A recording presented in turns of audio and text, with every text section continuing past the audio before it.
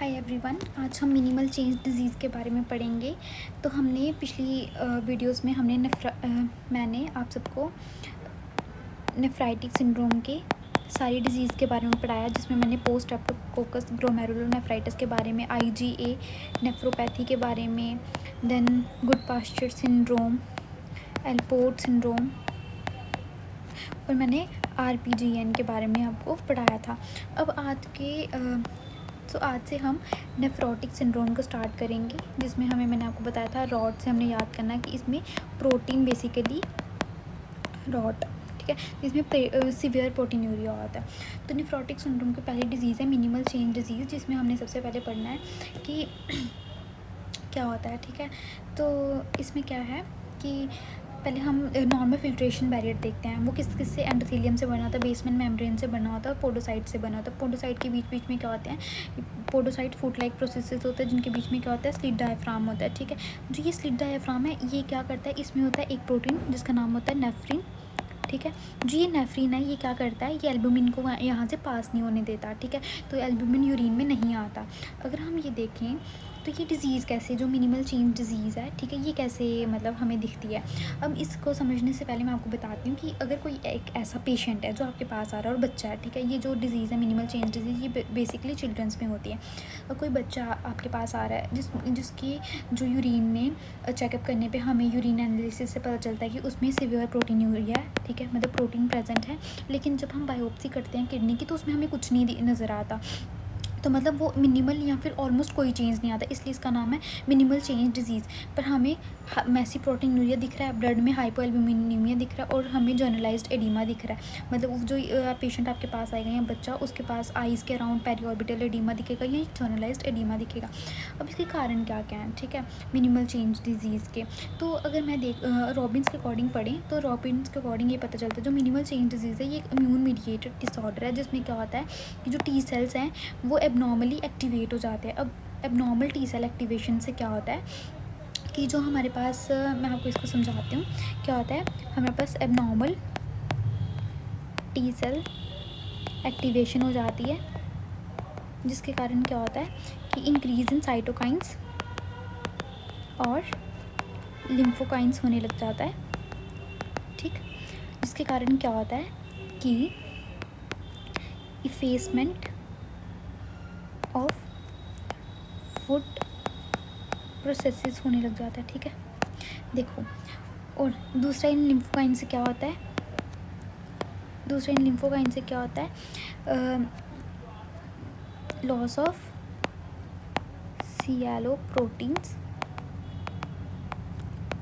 From basement membrane.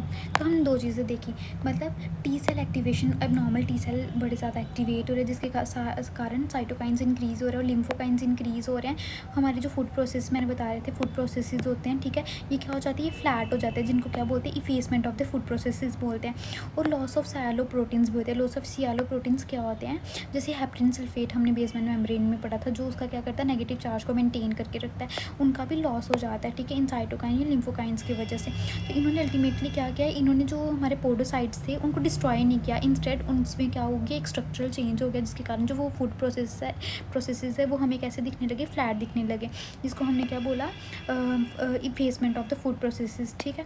अब क्या होगा, ये इसका हॉलमार्क फीचर है। देन अब हम देखते हैं कि देखो, मैंने बताया फूड प्रोसेस जो हैं वो मतलब पोडोसाइट है, जो फूड प्रोसेस की तरह हमें दिखते हैं, उसमें स्लिट डायफ्राम होता है जो एल्बुमिन को ब्लड स्ट्रीम में रहने देता है। लेकिन मिनिमल चेंज डिजीज़ में जैसे पोडोसाइट की क्या हुई, स्ट्रक्चरल चेंज हुआ, फूड प्रोसेस इफेसमेंट हुई, मतलब वो फ्लैट होगी, जिसके कारण ये जो स्लिट डायफ्राम इंटीग्रिटी है ये लॉस होगी, जिसके कारण क्या होगा, प्रोटीन जो है वो उनकी परमेबिलिटी इंक्रीज़ होगी, ठीक है, और वो यूरिन में आने लगे और हमें मैसी प्रोटीनूरिया हो गया। अब एल्बुमिन जो है वो क्यों लीक होता है यूरिन में, मैंने आपको दो उसके बता दिए। पहला ट्रेडिशनल एक्सप्लेनेशन ये है कि वही जो बेसमेंट मेम्ब्रेन के सियालो प्रोटीन्स हैं, नेगेटिवली चार्ज जो सियालो प्रोटीन्स हैं, हेपरिन सल्फेट वगैरह, वो लॉस हो जाते हैं, जिसके कारण क्या हो रहा है, एल्बुमिन लीक होने लग रहा है। बट करंट रॉबिन के कंसेप्ट के अकॉर्डिंग क्या है कि ये जो साइटोकाइंस हमारे इंक्रीज़ हुए थे टी सेल डिसरेगुलेशंस के कारण, ये क्या करते हैं पोडोसाइट में इंजरी करते हैं, मतलब बेसिकली डिस्ट्रॉय नहीं करते, उनकी फूड प्रोसेस की फेसमेंट कर देते हैं, जिसके कारण क्या होता है जो फिल्ट्रेशन बैरियर है वो क्या हो गया परमिएबल हो जाता है प्रोटीन्स के लिए, और जो एल्बुमिन है वो हमारे यूरिन में आने लग जाता है।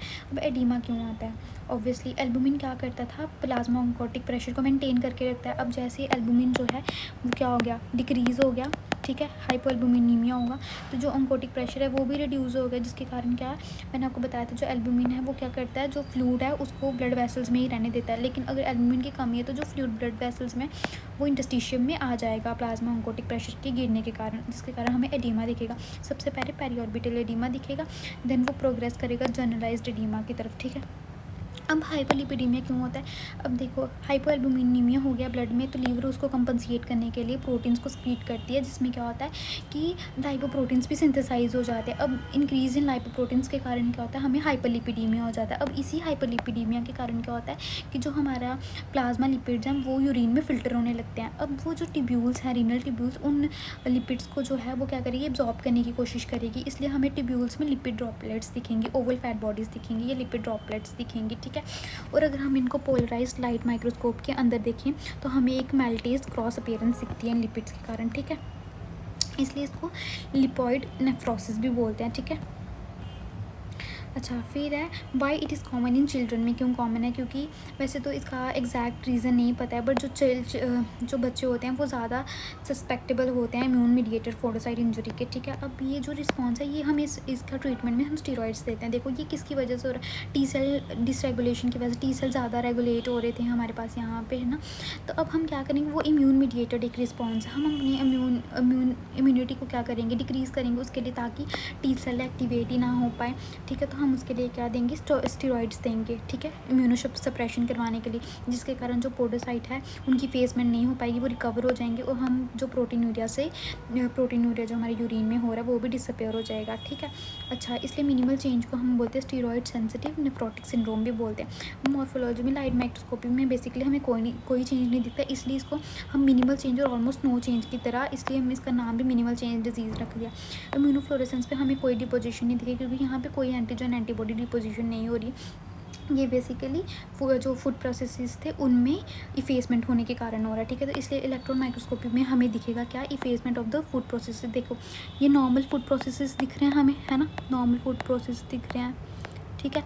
लेकिन अगर ये है एक नॉर्मल कंडीशन, ये नॉर्मल कंडीशन है, ठीक है।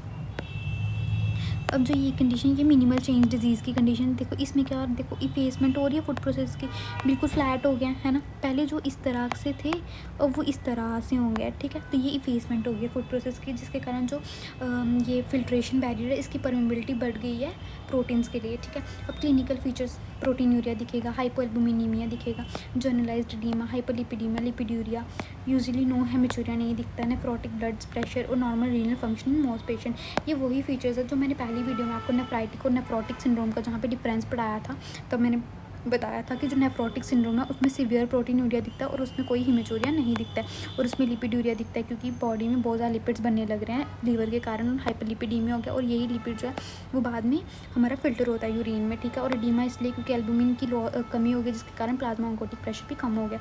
अब डिजीज़ की सीक्वेंस मैंने फिर से बता देती हूँ। नॉर्मल ग्लोमेरुलस था, एबनॉर्मल टी सेल एक्टिवेशन के कारण साइटोकाइन्स इंक्रीज हुए, जिसके कारण पोडोसाइट इंजरी हो गई, और डिफ्यूज़ फूड प्रोसेस इफेसमेंट हो गई, जिसके कारण स्लिट डायफ्राम की जो इंटीग्रिटी है वो लॉस होगी। अब जो एल्बुमिन है वो हमारे ब्लड में भर के आने लग जाएगा, हाइपोएल्बुमिनीमिया हो जाएगा, ब्लड में कम हो जाएगा, यूरिन में आने लग जाएगा। डिक्रीज प्लाज्मा ऑन्कोटिक प्रेशर गिर जाएगा क्योंकि एल्बुमिन जो है वो लॉस हो गया है, जिस कारण हमें एडिमा दिखेगा, जो फ्लूइड है वो टिश्यू स्पेसेस में आने लगेगा, जिस कारण हमें हिपैटिक एल्ब्यूमिन कम है तो हिपैटिक जो है लीवर है जो सिंथेसाइज करने लग जाएगी प्रोटीन्स को, लाइपोप्रोटीन्स को, जिसके कारण हमें हाइपरलिपिडीमिया दिखेगा, हाइपरलिपिडीमिया के कारण ही हमें लिपिड्यूरिया दिखेगा, ठीक है। तो this is all for today, thank you.